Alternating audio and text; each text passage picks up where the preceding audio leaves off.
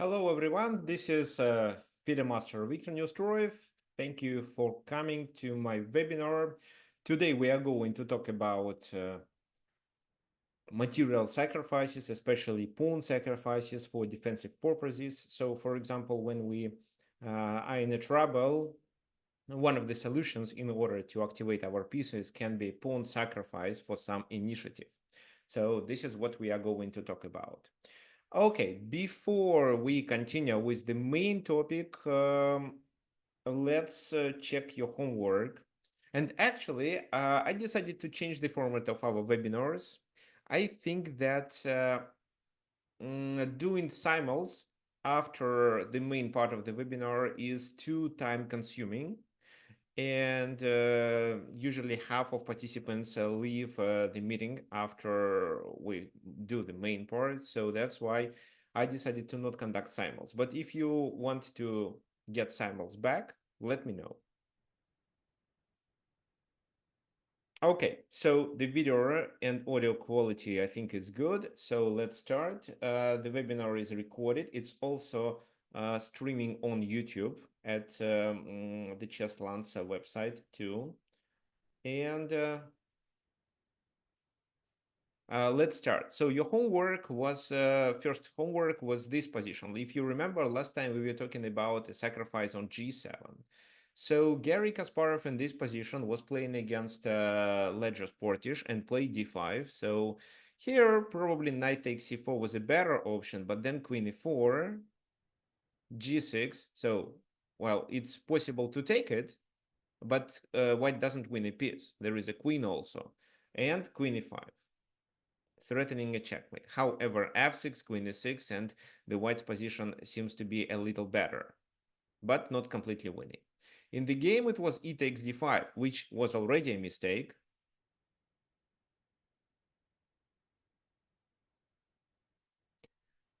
What then?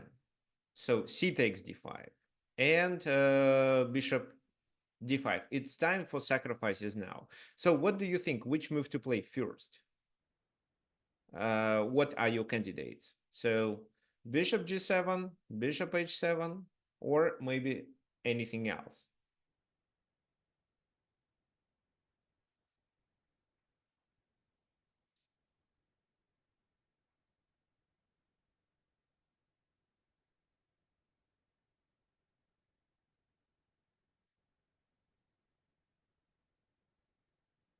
Bishop h7, that's the central bishop. Okay, so bishop h7 was what Gary Kasparov played. It wasn't the best move, but it was a possible solution.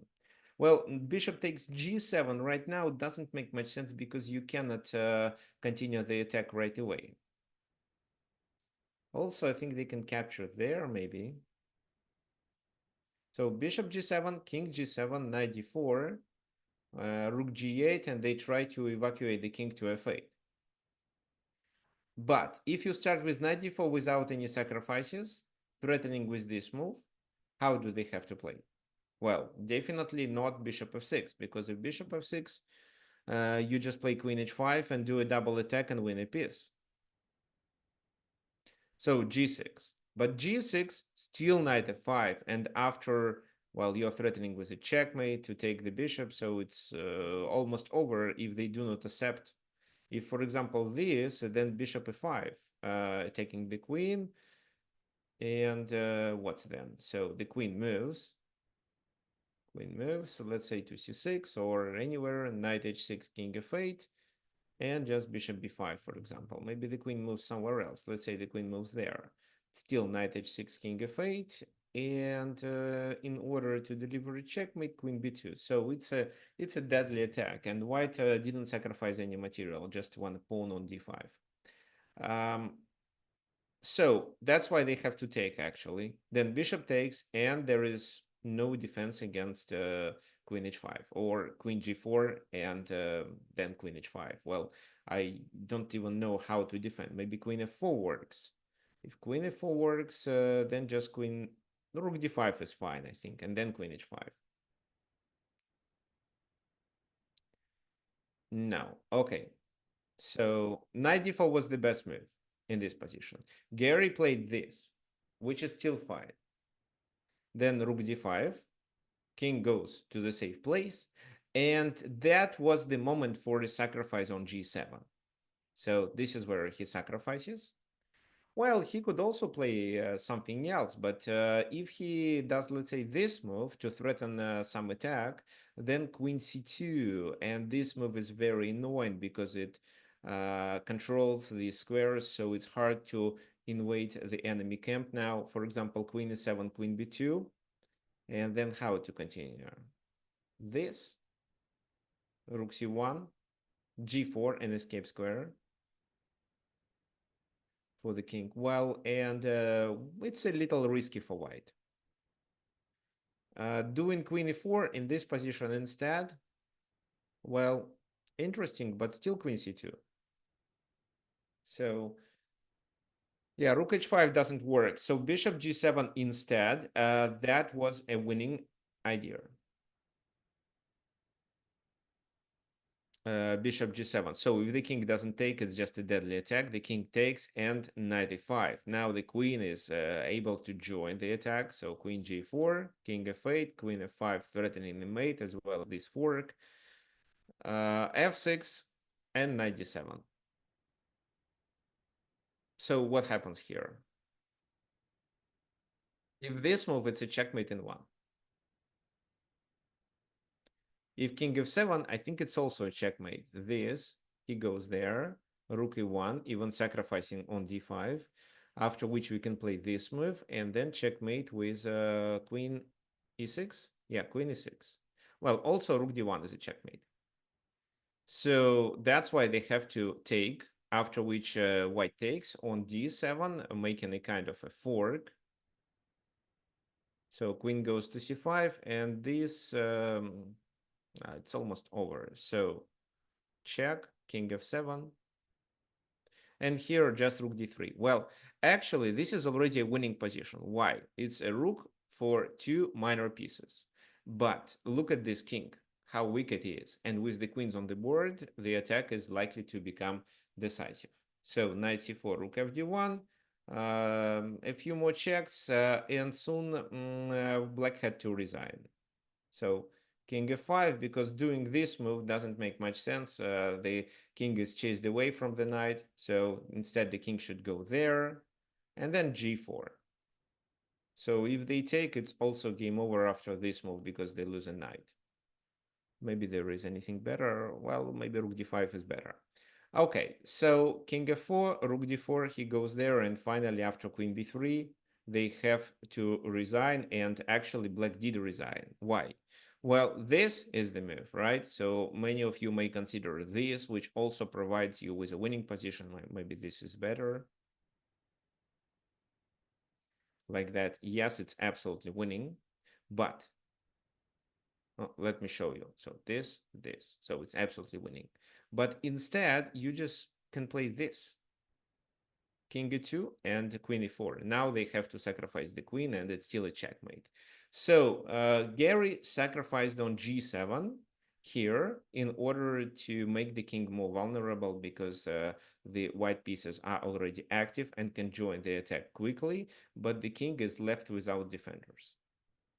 Homework number 2. So here definitely the move is this. King takes b7. So what is your suggestion here? So I've got an email from Johnny who suggested the solution, but nobody else sent anything. So what do you think, guys? How to play for white in this position? It's definitely a move with a check, but which?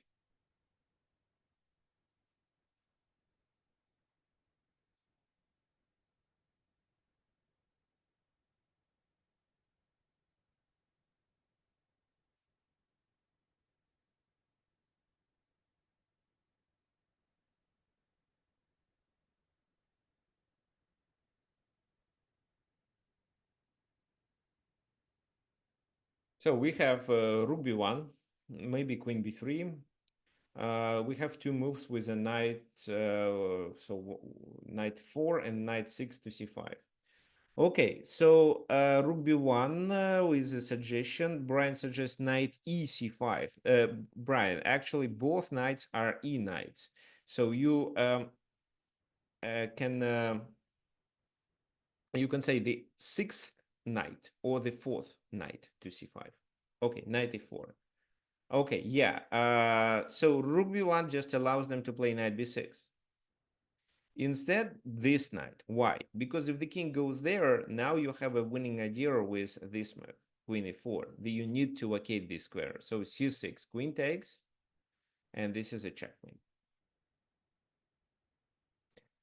Well, if you play with this knight, then after king a8, you can just take the rook and you are not fully winning. So, well, yeah, this is a favorable position for white anyway, and you are threatening with this, but this time they have several ways of how to defend the position. At least queen d5, queen b6, queen a6. So I don't know what is better. Well, so this knight goes. If they take, you take. Oh yeah, queen e1 is a mate. Thanks. Yeah, exactly. Queen e1 is a mate. So that is a mistake. Yeah, so this knight goes. Now what? Well, they take, you take. Now if the king goes to c6, you at least have knight b3 and win a queen. If the king goes to b6, well, if the king goes there, it's still queen e4 with a checkmate on b7 or yeah, on with knight d7 as we did before. Now these two moves. In both cases, you can well, here you continue with this move and then knight d7, or if the king goes there, it's still knight b3 winning the queen. If the queen blocks, you take there first and then you take there. So king b8, knight d7, king b7. If king e8, it's a checkmate in one. So king b7. Okay, now how to play. It seems that we are still down a pawn.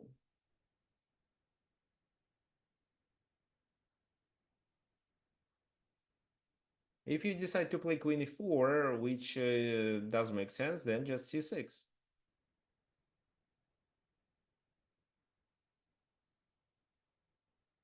And don't forget your rook is hanging with a checkmate.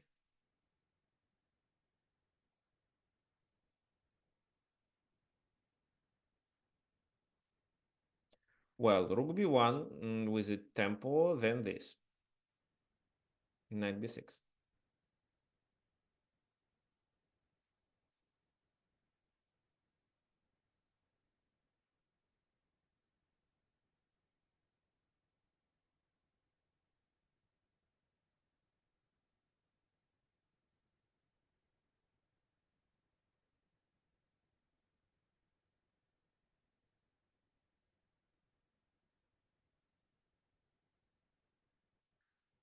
Knight c5 again, but what's the purpose? King goes there. So the move you need to play here is this, which threatens with queen c6. Because how to defend? How to defend the c6? This move, then it's a fork. Queen a6, it's also a fork. Queen b5, it's a pin. So, and after queen c6 is coming, well, let's say knight d6, because knight b6 is a terrible move. You can take on c7. So knight d6, for example, then queen c6 anyway, and where the king goes. If the king goes to c8, you can win a rook for a knight.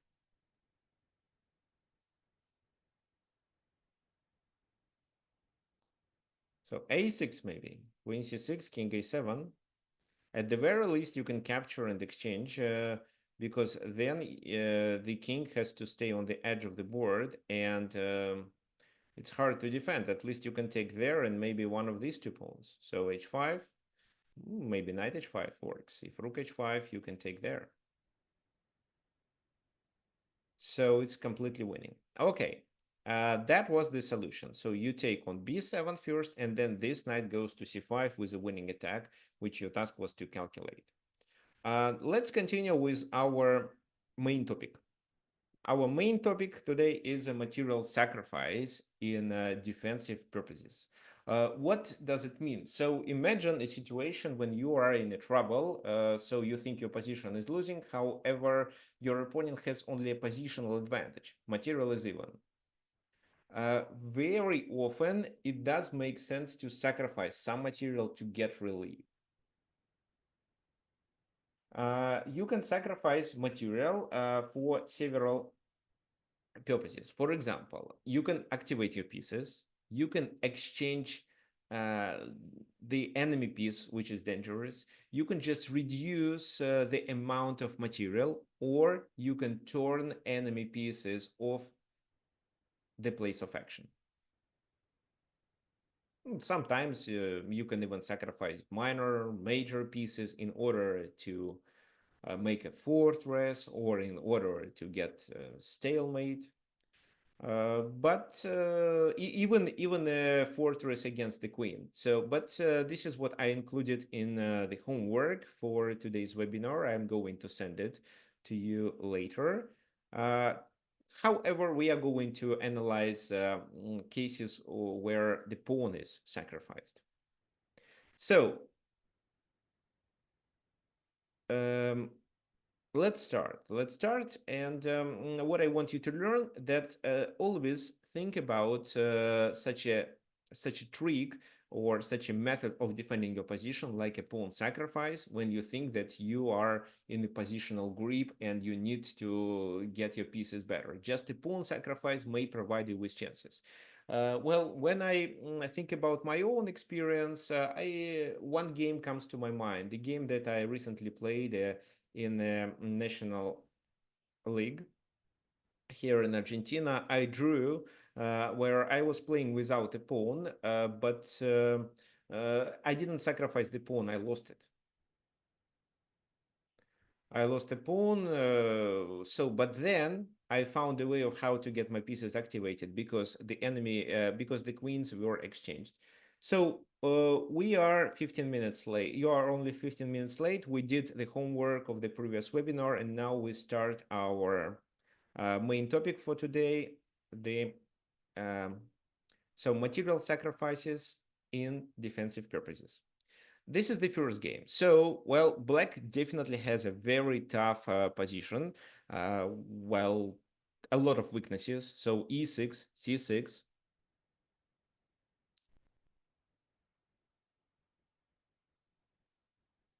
All pieces are passive.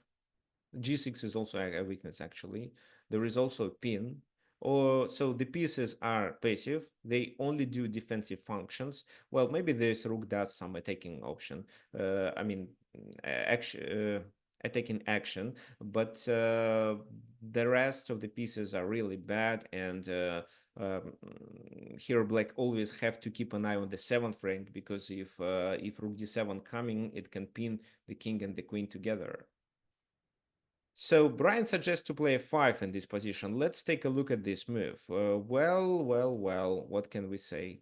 So can they, well, f5 makes sense because otherwise white plays f5. Well, f5 they can capture on c6 and win a pawn and then start advancing their other pawns. So looks like it doesn't really help.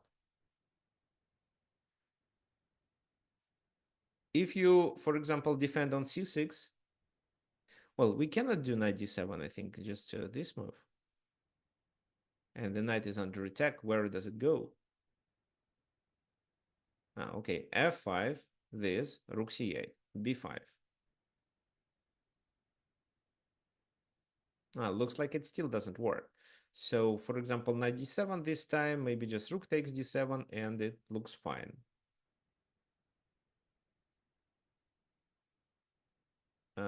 So, rook bc8, defending on c6. This is definitely a candidate move that I'm sure came to your mind. But then f5. 5, g takes f5, for example, bishop takes f5, and it's really hard um, to defend against this pin because, well, what they're going to do, they're just increasing pressure and finally taking on the 6, like this, and this. because the rooks are unable to defend the 6, and because of that I don't think they can survive.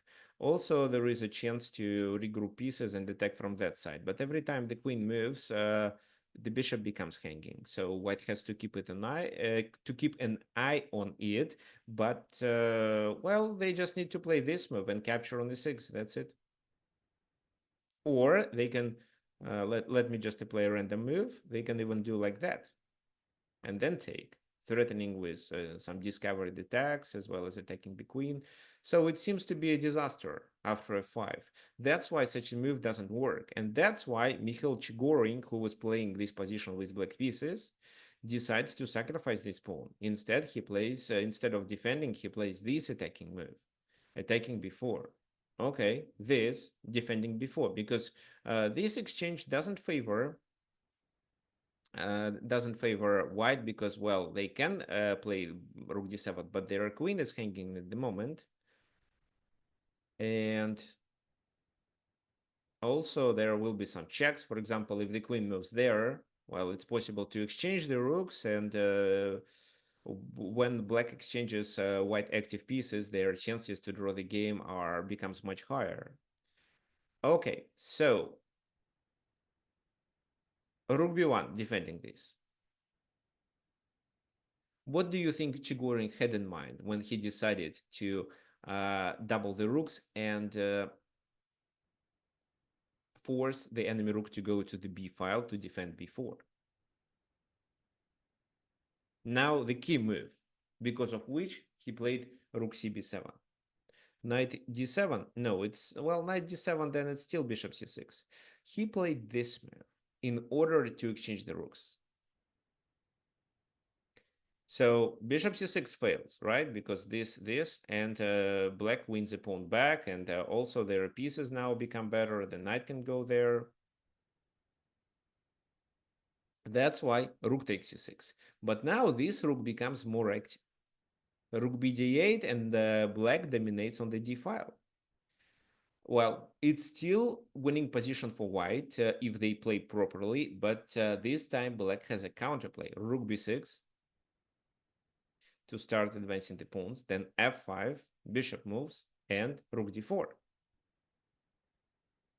Well, in fact, black didn't achieve much at the moment.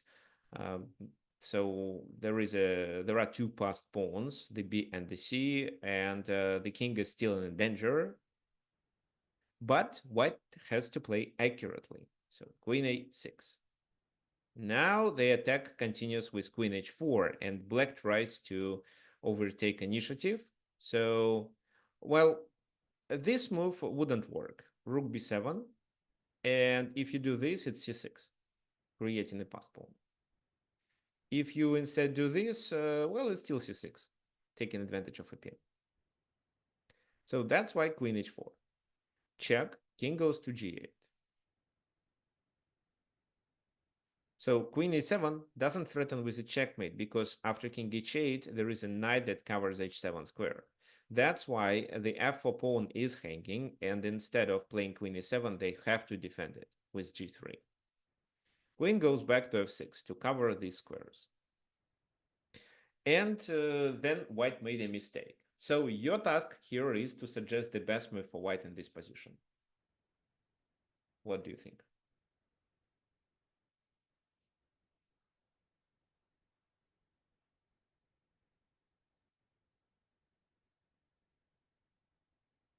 Looks like black activated their pieces, and white is still winning because of these two pawns. The pawns must march with c6, but if you do c6, it's rook d3. So queen d4 is coming. So for example, bishop g2, it's a check, and maybe even a perpetual check. So rook b2 is the next move. Let's say take. I mean queen b2. Then he go there. And if you decide to block, then I go there.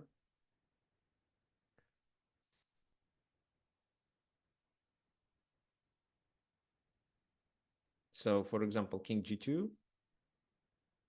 Let me think how to play. Maybe maybe just this move, because if the king goes there, it's a disaster. It's queen f2, threatening checkmate on h2.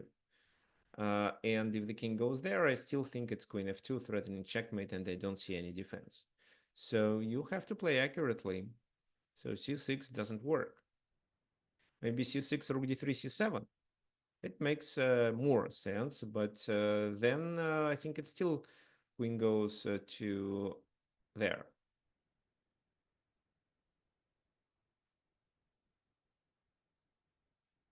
Yeah, queen goes there. So king h1. How do we continue? Can we take?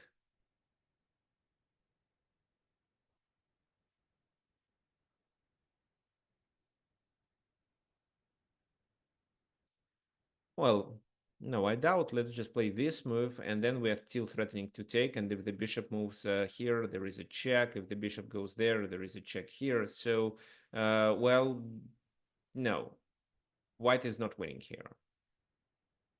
So it's not c6. What else you have in mind? b5. Okay, b5 actually is even worse because c6 at least threatens with c7, but b5 doesn't threaten with it. It's still rook d3 and rook d2 and queen d4. Such a move should be queen e1 because queen e1 paralyzes the black pieces. So first it was important for white to prevent this activity. It also covers d1 square. So now rook d1, just rook takes d1. It was a rook blunder. Maybe e5, f takes e5, and in order to get rid of the pin, just queen e6. Because if this, it's rook e1, queen goes back, and queen e2 check. And after the king moves, well, it can be, for example, queen f7. Offering a queen exchange, after which these pawns are, well, I don't want to lose the pawn on b4, so maybe not queen f, maybe just rook f7. Rook f7, queen goes away, and maybe we can just pin it. Yeah, we can pin it. Most likely we provoke this exchange, and after that, it's time to advance the pawns. So this is a winning position, obviously. If they go there, then it's rook b6. So, basically the same idea. c6 and it's over. There is not enough counterplay because once the queens are exchanged, these two connected pass pawns are promoted. So queen e1 was the key move. Instead, it was queen e2 played. Rook comes to d3. Now c6, queen d4, king goes back, and rook e3 attacking the queen. So that's why they have to move the queen. Now queen c3, it stops, it controls the c pawn as well as attacks f3. So maybe rook c1 could make more sense, but after rook c1, it's this. This, and actually white seems to be better. So rook f d1, let's say, to defend rook c2 to avoid problems, and then c7. Maybe white is still have some winning chances, but instead they retreated with the bishop, which was definitely logical. Rook d2, creating a counterplay, but c7, just one square left to promote. However, rook c2, so we are covering this square twice. Rook d1 to bring the rook there, but it's always a problem because of c1. Rook e2. So if rook b8, I just take there. If queen f3 was played in the game, then I have several options. I think, well, rook e1 works, but rook g2, the move that was played in the game, was the most obvious one. If queen takes queen, it's just a perpetual check. This is where the game ended in a draw. If let's say, what else, queen takes there, rook takes this, and queen c6, and now black is even winning because here they can block, bring their knight, blockade the pawns, and bring their king to capture on c7 with a queen successfully, and then it's a winning position. So this is how the game ended. Instead of keeping pieces on their passive positions in order to keep the pawn on c6 alive, black decided to sacrifice it by playing this move and by retreating with this rook to the d file, because after rook takes c6, they could create some initiative through the d file. and through the dark squares because of activating their queen. Oh, well, this is what you should have in mind. So sacrifice pawns in order to activate pieces, because one pawn uh, doesn't guarantee a winning position. Sometimes it may change the course of the game and the position may become winning, but you should have practical chances instead of just passively defend your position. Now let's continue with the next example. So black to move.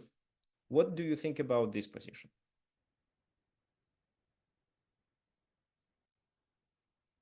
So it seems that white is about to exchange the bishops, and actually I think if bishop takes bishop, it's f takes g5, then knight g4, so h6 and f6 are weak. So what will you play here?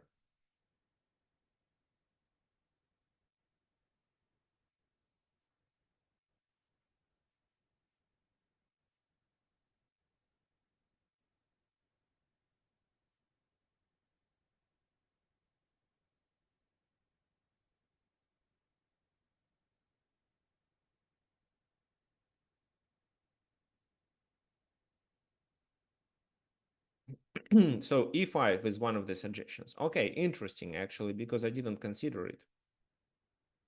Oh, well, e5 stops knight g4, because if you play something slow, then knight g4 provokes bishop takes there, because there is no way to defend the bishop. Okay, e5 does make sense. Oh, it blunders knight d5 actually, so it doesn't make sense.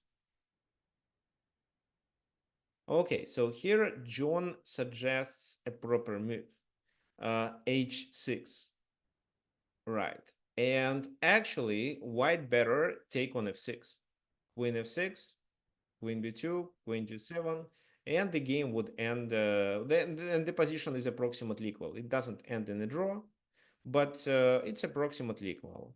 Oh, black has some initiative because of the open file. Potentially, they can try to make b3 a weakness and attack it with such moves like knight a5, rook a3, and so on. But, well, at the very least, it's possible to take on c6 and avoid it. However, they were too greedy and decided to take on h6, which now turns the bishop off the place of action. A takes b3, a takes b3, and rook goes there. So rook d4, while this bishop is useless. If bishop g5 back, this time knight d4 works with knight e2 threat, and it's not possible to save this pawn. And after the second rank is cleared, white is almost losing. So they played bishop f3 to defend. What would you play in this position?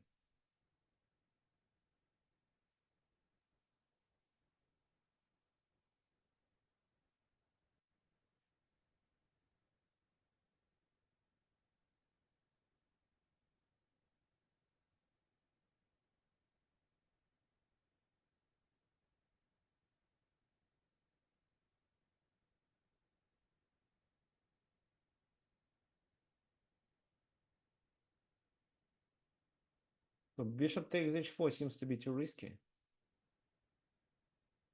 So bishop takes h4, g takes, queen takes. Let's say bishop g5. What then? Queen g3. Okay, I can block with my knight at least. And then I'm threatening with this. Well, it's not a serious threat, but it looks like you cannot succeed with this attack. Bishop d4 is a candidate move. This is what was played in the game. Knight d4 deserves attention, but you are not threatening to take at the moment, so they can play bishop g5 and exchange the bishops. That's why you'd better use this bishop first. However, a better move was this, threatening to go there, and then to play this move. So it's definitely a bishop move to not let them to exchange. Yeah, knight d4 is natural, I agree, but after this move, you lose your main advantage, your dark squared bishop that can attack through the weakened dark squares in the enemy camp. Now what? So bishop takes e3. Why this move? Well, to liquidate this knight and now settle the knight on d4, trying to play such moves like knight c2, knight takes b3, and also taking advantage of this diagonal. So because this may become a threat. Every time they take with a piece, it's something like that. Of course, we have to consider e4. That's why it's too early to take on f3, but this is one of the ideas. Bishop g4 was played, bishop c6, king moves. Nothing specific, but f5. They decided to move the bishop there. So now bishop takes. Pawn has to take.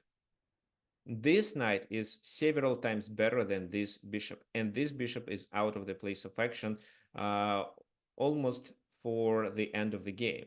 Because how to get this bishop involved? With bishop g7, but the king takes. With this move, but the queen just moves. We can go rook e2, but queen c1, so it doesn't trap. We may consider this move for some future ideas, but rook e2 right now doesn't improve our position. We can play this move, then rook e2 to gain a temper and to get the second rook to the second rank. That makes sense. But f5 was a very nice idea. It stops the f pawn, and now the bishop cannot get to the game. And this knight is 10, I mean, 100 times stronger than the bishop. So rook e2 was actually played, queen c1, and instead of doing rook a8 move,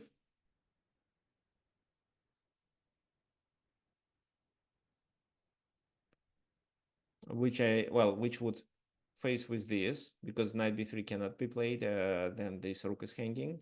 They played queen b7, attacking there and preparing rook a8. Rook b2.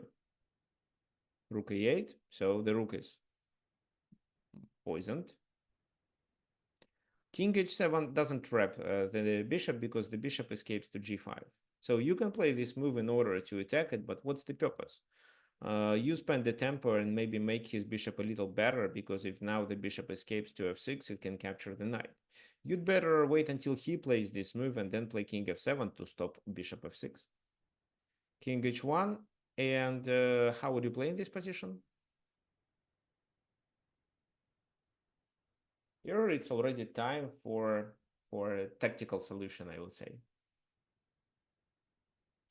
Okay, I see the point, but I still don't understand the purpose of bishop king h7, because the bishop on g5 is better than the bishop on h6.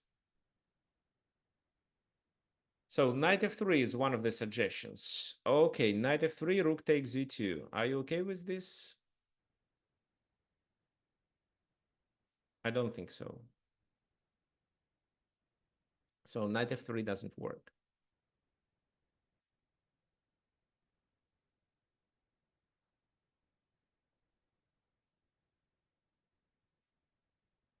Okay. So yes, you can go knight h4 and create a discovered attack, but I'm completely fine with it. Where do I move the king? Let's say to g1. What then? You lost a rook and captured the pawn on h4, so you can bring it back and probably repeat the position and claim a draw. But what if I go king f2? Maybe something like that, which allows you to win the exchange, maybe. But it's definitely not enough, and it doesn't compensate the rook. So no, not knight f3, and not, at least not now. You can exchange and then play knight f3, but then they just play queen g2. I can show you. And something like that fails. Well, they can take here, but the simplest is just to take on f3.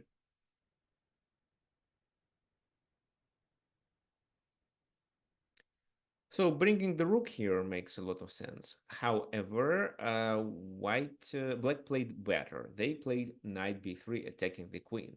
So if rook takes b3, this is a disaster. We are threatening this checkmate. By the way, what do you know how this mating pattern is called? Those of you who passed or who at least studied my course, Train Your Tactical Vision on Chessable, probably know. So checkmate with two rooks on the second or on the seventh rook. How is it called?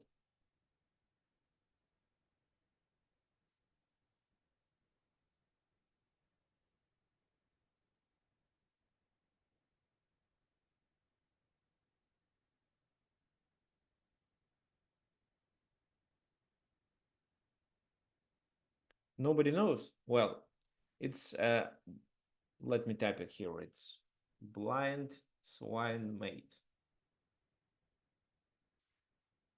A very common mating pattern and helps in the endgames a lot. So here it's possible because the only way to get the king out is to move the rook, but every time the rook moves, it's queen f3. And something like that is very slow. So queen b1, the queen has to move. Knight d2, fork. So now it's extra rook because the bishop doesn't count. Queen e1, the second rook goes. Queen e6 is not a problem. There are no more checks, and checkmate is coming, and queen f3 in case if the f rook goes away. So after rook a2, white already resigned. But let me show you what could happen in case of this. This, queen f3, and it's over. If not a rook move, then rook h2, rook a to g2, checkmate. Was there anything else that could potentially save the game? No, because this rook cannot move to leave the f1 square available for the king, and there is nothing that can stop this checkmate. So this is how black won the game. And mainly because white was too greedy capturing this pawn. They didn't realize that the bishop on h6 becomes out of the place of action, and the bishop on d4 becomes extremely helpful and can help white to invade the enemy camp and attack through the lights, through the dark squares, as well as liquidate this knight and put the knight on d4, which would become better than any minor piece in this position. Fine. Let's continue. The next example is taken from the game between Garry Kasparov and Anatoly Karpov. Kasparov was playing with Kasparov was playing with black pieces. So actually his position isn't good. Black is very close to equality, but white still dominates. This is a weakness. And in the end game, most likely white wins it. So what do you think? Is this a famous game? Okay, I don't remember. Let me check. Yes, it's from their match. It's a famous game. The match which was played in 1985.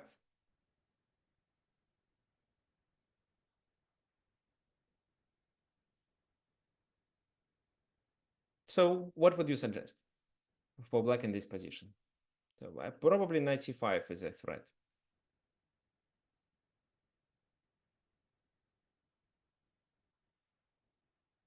Okay, yeah, of course it's not obvious. Take your time. Okay, so John suggests to play bishop c6. Well, John, if you play this move, it's queen e5. The queen is under attack, so the queen moves. Just h3, maybe you can play this move. Well, white seems to be slightly better. They can they control these squares. But yes, bishop c6 is one of the solutions. Garry Kasparov played better. So what other move? Can we go knight d5 right now? Well, we lose a7 then. Maybe in this position. So queen e5, queen e7.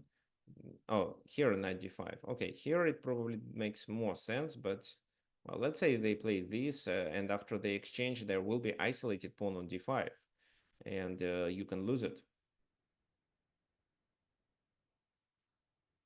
f6. Well, f6 right now, knight c5, and d6 is a weakness too. Maybe bishop c6, queen e5, queen e7. h3 and f6 here, but well, still e6 is a problem. So I can just play this move. What else I have? Maybe queen c5. If you take, my knight is there, and b7 and d6 are both white's targets. So Garry Kasparov, a6. Oh, okay, a6 is suggested by Peter. This is not what Garry Kasparov played. Well, this knight becomes vulnerable. So if I play this,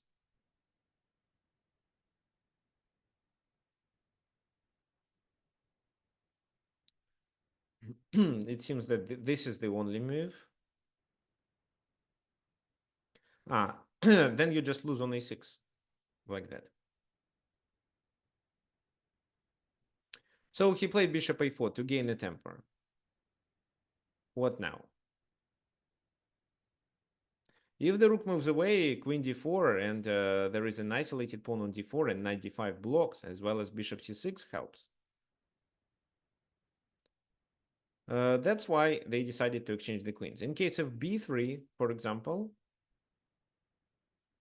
the game would continue with this, and this time, because of no discovered attacks, bishop c6 is completely fine. So queen d8, rook d8, rook d8, rook d8, and knight c5. And the pawn is lost because there is no way to defend it. So bishop c6, still knight b7.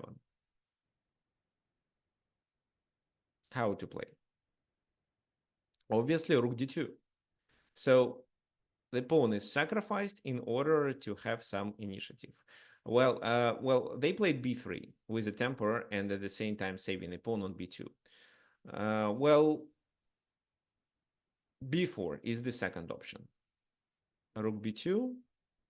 And now what? If, for example, a3 is bishop c6, and after knight b7, the pawns become bishop f3, g takes f3, these pawns become weak, and it's basically the same idea that happened in the game, so I'm going to explain it. If, let's say, knight d3 in this position, which makes sense too, then it's a repetition, and again, a3 is forced, and something similar we are going to discuss. Something similar happened in the game, and we are going to discuss it. So b3, bishop c6, knight takes, bishop takes f3, g takes f3. White won the pawn, but black has a compensation. They have active rook, which forces white to defend their pawns. Because if black wins the pawn, black gonna have advantage. Their pieces are more active. So, how would you play in this position?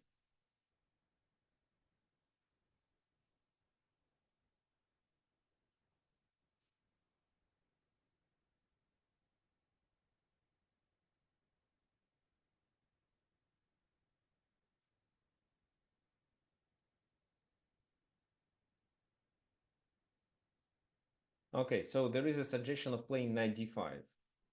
Anything else? King f8, bringing the king. Well, bringing the king makes sense. Not sure if this is the move that you should play right away, but it's definitely a helpful move.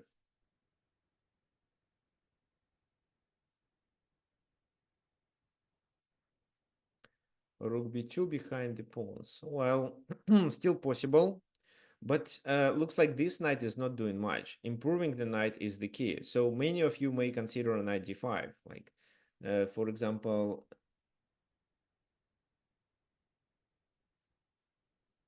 at least Shahrat and John suggested this move. Well, then a3.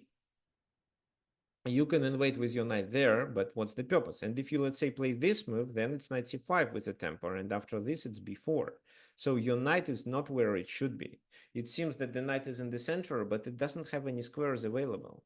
And it seems that you have to remaneuver. Maybe you can still draw the game, but it's much better if you improve your knight right away with knight d7. Why there?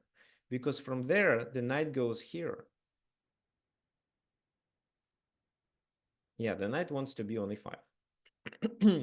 And if f4, that stops knight e5, then the knight goes to e4, so knight f6. with the pressure on the pawn on f2.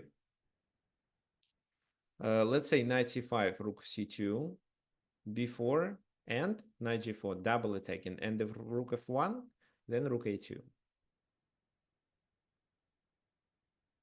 If, let's say, knight d3, you can just repeat the position. Okay, after b4, if you do knight g4 and he does knight d3 in this position, still rook d2 and the pawn is lost. Okay, why not to play f3 here? How to defend these pawns then? If you play e4, you lose there. If you play this move, you lose on a2.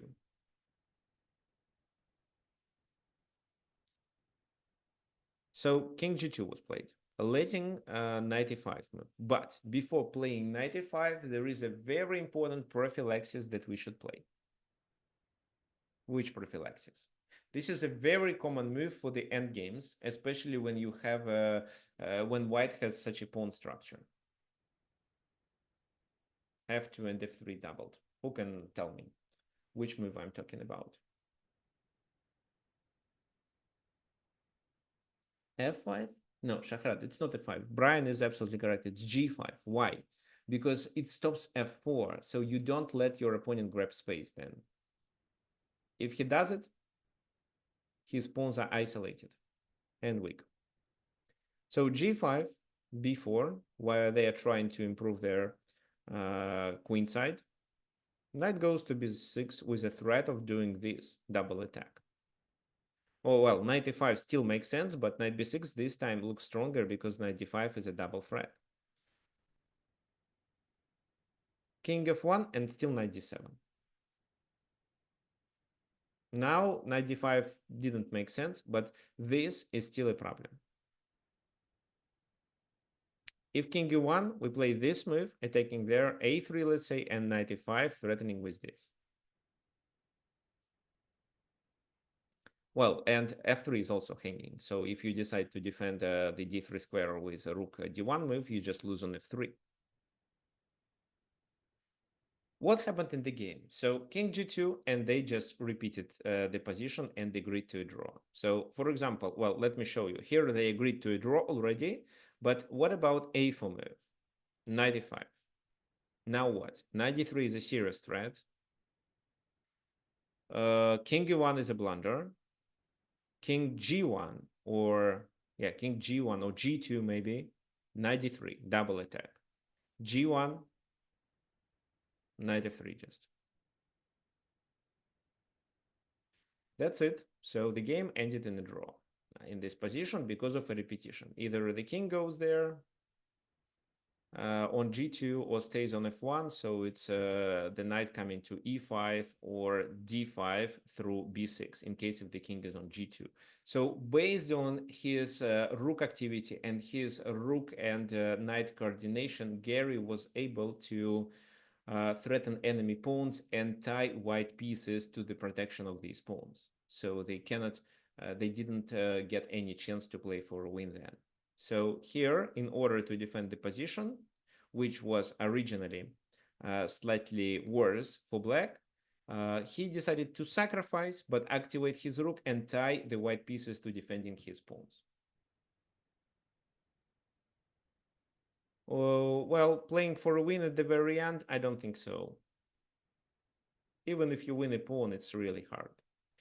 Okay, so well, this is where we typically start our simul, but not today. Today I decided uh, to stop. To stop doing this idea because it looks like it didn't cause much interest last time. So that's why, again, I want to remind you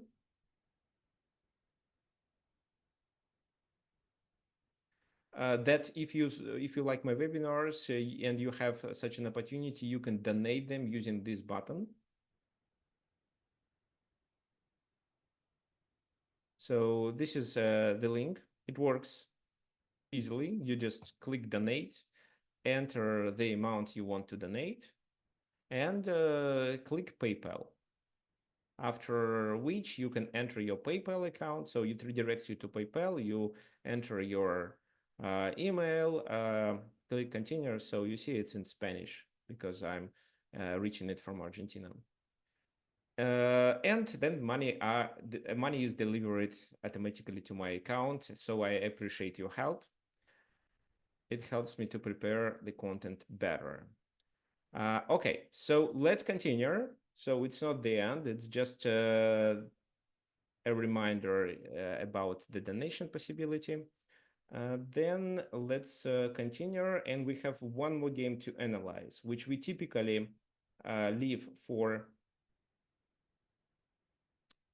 playing, but this time I would like to analyze it. So this is King's Indian. So I know that some of you play this opening. That's why I ask if you have any ideas of what black should be doing here. There was an exchange of the e pawn for the c pawn, and black played c5.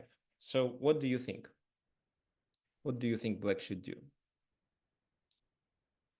Well, okay, let me just, for those who don't play it, let me briefly tell you what's going on. In King's Indian, black allows white to get more space, but at the same time initiates the attack on the king side, while white plays on the king side. Um, okay, black initiates the attack on the king side, while white tries to play on the queen side and invade the enemy camp.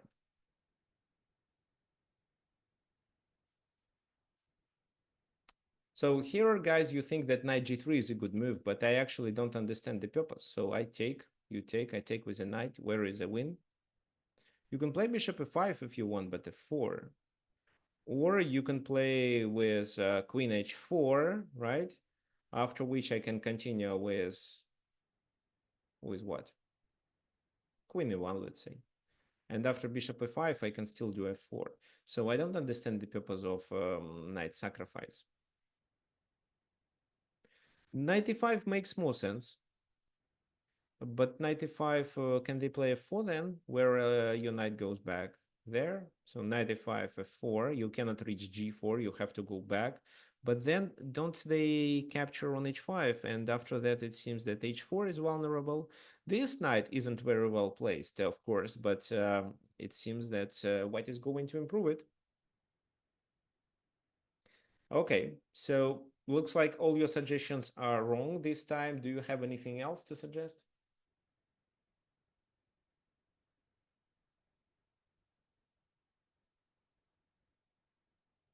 Brian suggests f5. Well, f5 is a very common move um, for King's Indian. Okay, there is another suggestion of g5. Well, in my opinion, g5 this time makes more sense, but g5, this is vulnerable. When f4, it's knight takes f4, so bishop takes. Well, it still should be okay, I think. Moreover, after bishop takes, there is a check. Knight f2, g takes. So yeah, looks like f4 doesn't work for white, and g5 makes a lot of sense. But g3 then, preparing this move, because then the knight is hanging, and if you take, h takes. Still f4 is a problem. F5 looks good. F5 looks good. It's very common. Maybe f4 then to still capture, but you can take there, and then bishop h5, g takes h5, queen h5. So I can hardly evaluate this position, but well, knight f6, then queen h4. So no, not that. e4 is hanging. Well, it seems that you have to play it. Queen h4, knight g4. The queens are exchanged, and maybe something like that. This. No, this is a blunder because knight e3, bishop e3, or rook e3, bishop d4. Okay, so yeah, I think it's fine. Knight f6 is fine. So queen h4 and knight g4, maybe. Yeah, okay, I don't need to sacrifice the exchange. Here I can play this move, and if you take, I take with a knight. So it's not bad. It's approximately equal. It's hard to evaluate, but f5 deserves attention. I agree. Well, it was Judith Polgar with black pieces playing against Boris Spassky, and well, we are talking about material sacrifices. So she sacrificed uh, a pawn by playing bishop d4. Maybe not the best move according to the engine, but one of the best moves definitely. It's in top three. Um, what's the purpose of this move? Here, black realized that this bishop on e3 plays a very important role. It controls a lot of dark squares that black want to attack and invade, like f4, like g5 with the queen. So that's why she considered that exchanging this bishop provides her with a positional advantage, which can be enough to compensate the pawn loss. So Boris accepted. Well, here, despite of the extra pawn, I don't really see a good plan. So they definitely need to get the knight to the game. Well, if knight f2, knight f4, right? So threatening a checkmate. Well, g4 and passant. Yeah, how to defend? Actually, knight f2 is not playable. So they played rook a d1. Now, if knight f2, f4, I mean, it's definitely playable, but now they can play g3 to defend the position.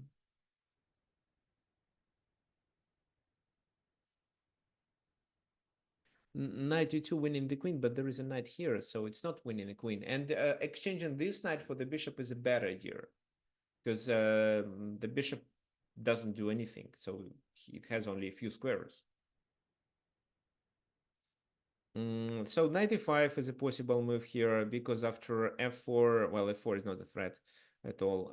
Well, also b5 is interesting, but b5 is another pawn sacrifice, so you cannot if you sacrifice one pawn, probably you don't want to sacrifice the other one, because if you don't have enough compensation and if you don't gain the pawn back, then you can be in a trouble. After knight f4, yeah, you are threatening with this move, right? But g3 saves. Well, f5 was played. Why f5? To be able to activate the rook. E takes f5.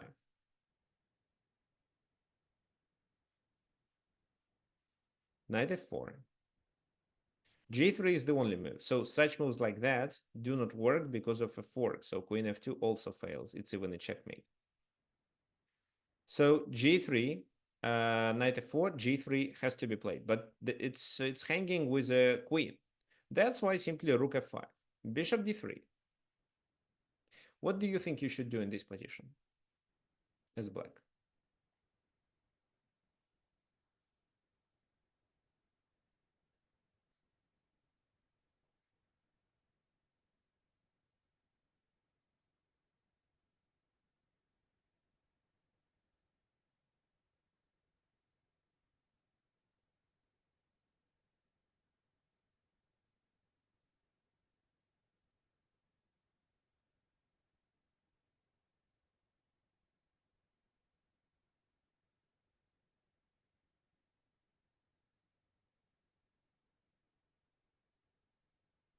Okay, so I'm waiting for your suggestions, and after that, I'll tell you what I have in mind here.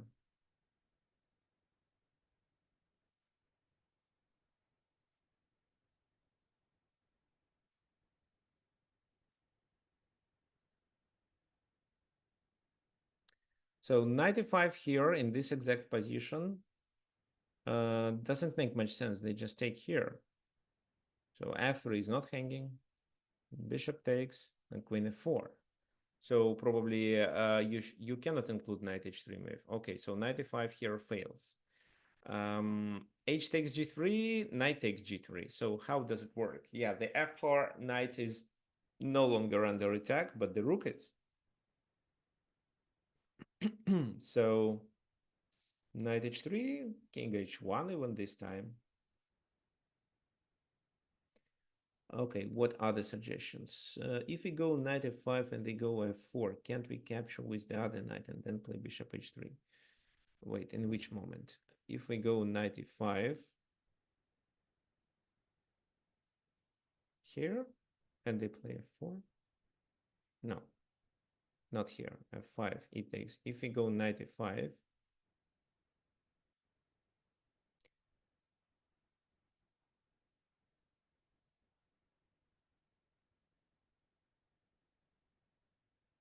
okay, so no, I didn't get the point where to play knight e5. So g3, this, maybe in this position. If you play knight e5, they do that.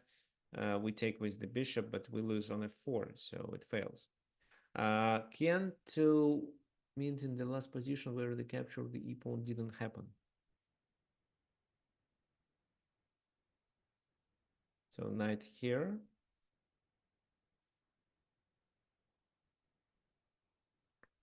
And if they play f4, no, well, knight here works. It does make sense. I agree with you. So here, maybe queen d2, and you still have to play f4. But then they play g3, and it seems that there will be either a repeat. No, the knight is hanging, so you have to take on e2 and exchange, which is not a good idea because simplifying the position means that you may get to the end game without a pawn. So bishop h3, well, now the knight is hanging, so you have to take, they take with a queen, let's say, you go there, and rook f2 just. Maybe even f4 works. No, it doesn't make sense. Okay, and so f5,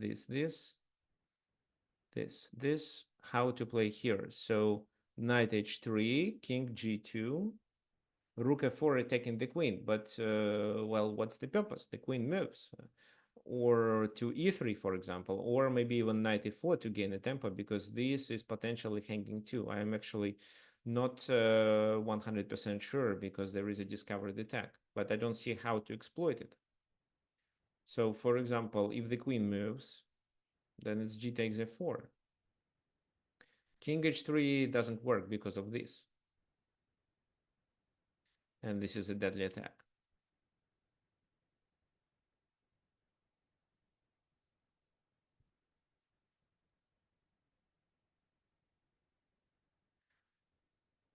So knight g2 was played, and then Judith Polgar evaluated her position properly. She decided that actually black is not better, and what black has to do is to draw the game. King g1, and she repeated. You may ask me why the king doesn't go there. Who can actually answer this question? Why doesn't the king go there?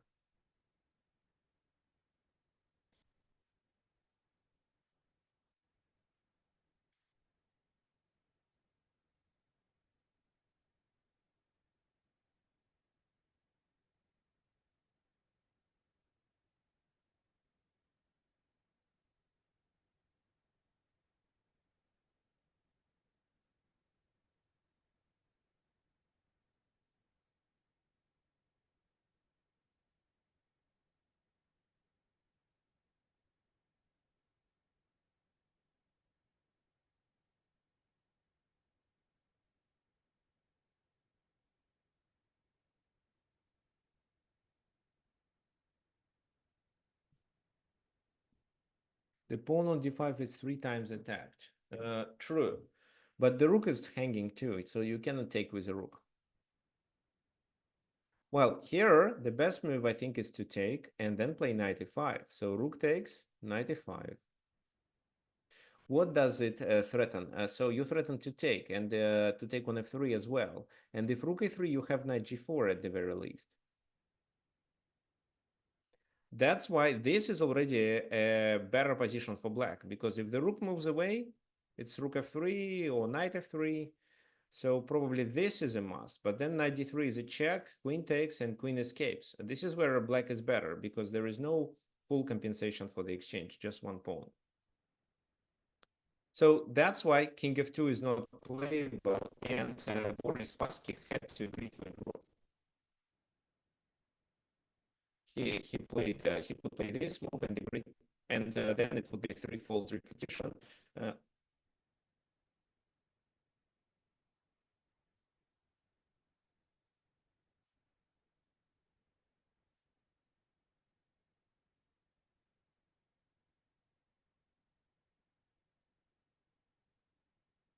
okay, fine. So is everything okay with the sound?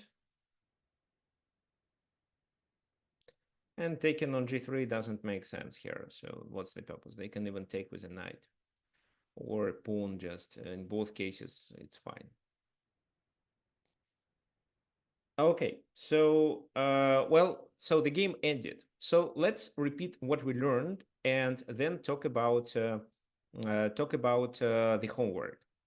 So the first game illustrated us that in order to save the game, instead of keeping your pieces passive and letting them protect your weaknesses, you may try to overtake initiative or at least activate your pieces by sacrificing these pawns which are weak. So for example, here by sacrificing the pawn on c6, black was able to get the control over the d file and have some initiative. If white made a few more mistakes, they could even lose, but they played almost their best and the game ended in a draw.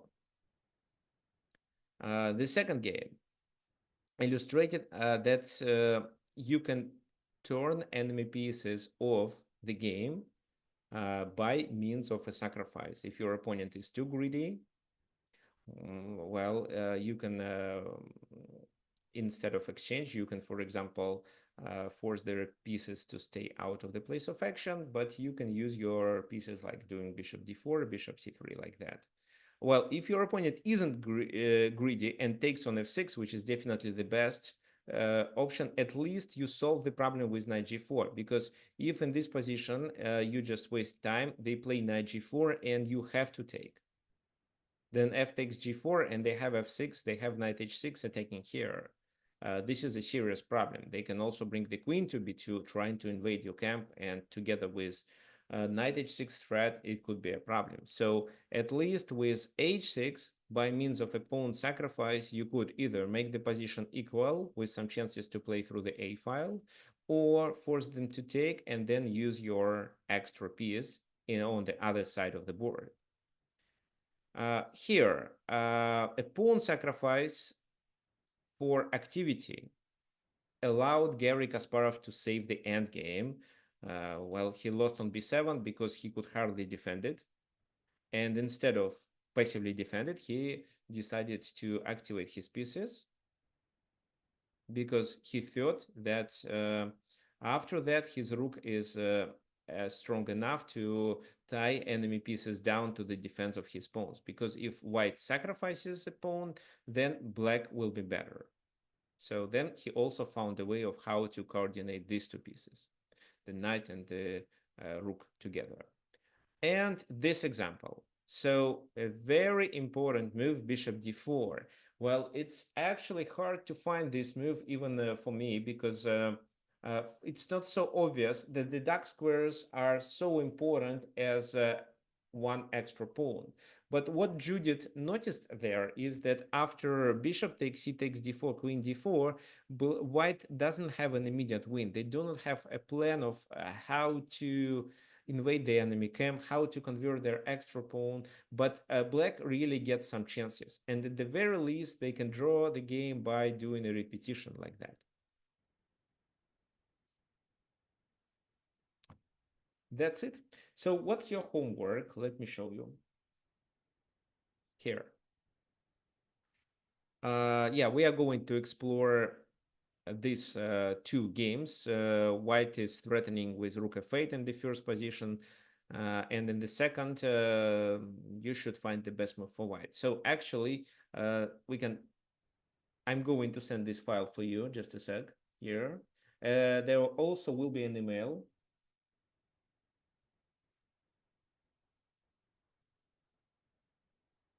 tomorrow. I'll send an email. So here, well, Rook f8 is coming, and it's hard to defend, but it's still possible to save the game. So I want you to find a way of how to save the game. There is no need to win. Just draw the game by any means that you want.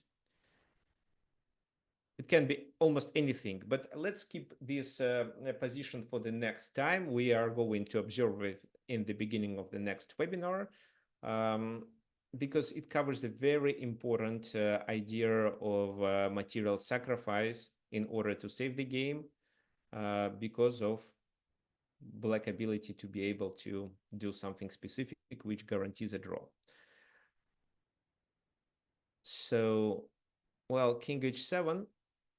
King h7 here doesn't make much sense, right? Let's talk about this move. King h7, then bishop d6. So the rook has to move where? If c6. Oh, well, wait. First of all, there is this. Well, bishop h7 right away. I mean, king h7 right away means I actually don't know. Maybe bishop c1 and then g5 trying to open the position. Actually, king h7 also deserves attention, but there is a better way to play. And the second position that I would like you to do, so here in the game, black is completely winning. Absolutely winning, with no chances. 2 extra pawns. However, white plays this move, which is good. And black could play at least 96, then king there, and then try to advance the pawns. That would be a winning plan. But instead, they play this move. So your homework is to find how white should react in order to not lose the game. That's all for today. Do you have any specific questions? So we are not going to play the games because I think it's actually, no, well, last experience showed me that it's just a waste of time. Well, maybe we will just conduct simuls in the nearest future without, I mean, instead of doing a webinar, we can do a simul, not sure when. The next webinar will be next Sunday, same time. I will announce a course which starts the next day on Monday. The course starts on the Monday, the 2nd of December. So let me see if I can share this page.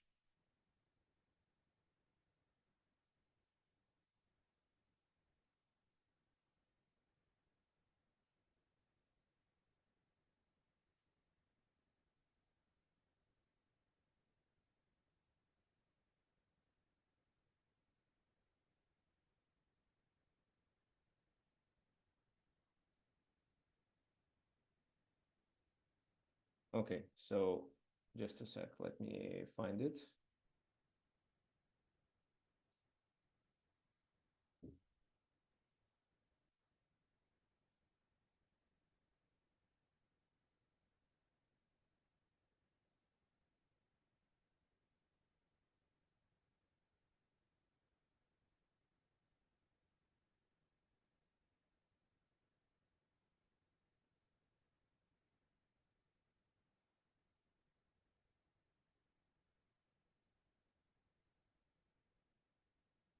Okay, so now I can share the screen. So I'm going to announce it on Monday or Tuesday. We are almost done. So the payment gate is completed. So we start on December the 2nd. These are group lessons for players from 12 to 1500 on chess.com. Well, but even if you are 1000, you can still get enrolled, and it's affordable. So it's affordable. It's less than $10 per lesson. So 2 lessons a week, each 1 hour and a half, different topics. So you can look the topics for topics there. Well, actually, I can share the link, but I don't think that you can already start paying. I mean,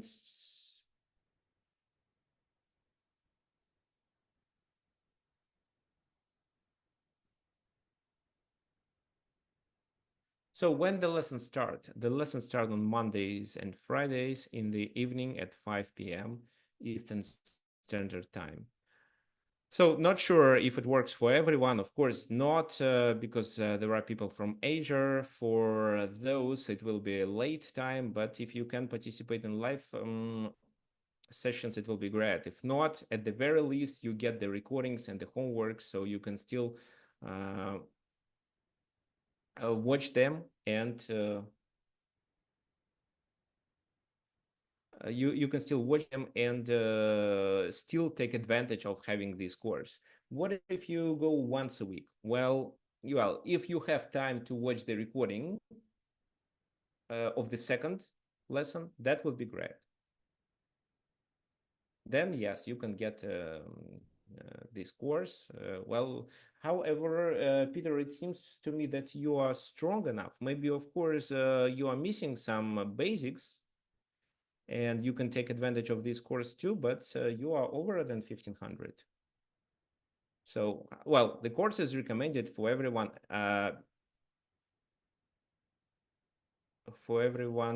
under 1700, but it's mainly I mainly focus on problems that uh, chess players from 12 to 1500 face with. So yeah, well, if you miss a lesson, you get the recording, but please do it. Watch it and at least try to do the puzzles that I'm going to send after. Okay, fine. So we are done for today. Do you have any specific questions?